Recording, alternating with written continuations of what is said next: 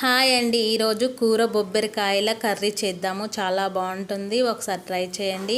గిన్నె పెట్టుకొని 2 పావుల నూనె వేసుకోవాలి. తర్వాత ఎండుమిర్చి, పోపు దినుసులు, ఆనియన్స్ వేసి ఫ్రై అయిన తర్వాత పసుపు, అల్లం వెల్లుల్లి పేస్ట్ వేసి పచ్చివాసన పోయే వరకు ఫ్రై చేసుకోవాలి.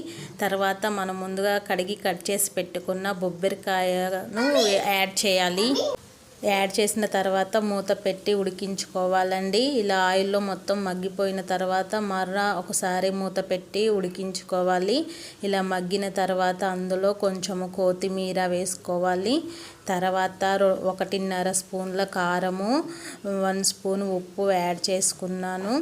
అంతే అండి. తర్వాత ధనియాల పౌడర్ యాడ్ చేసుకొని ఒక 2 మినిట్స్ మగ్గించుకోవాలి మూత పెట్టకుండా. అంతే అండి, సింపుల్ అండ్ టేస్టీ బొబ్బరికాయల కర్రీ చాలా బాగుంటుంది. ట్రై చేయండి, సబ్స్క్రైబ్ చేయండి.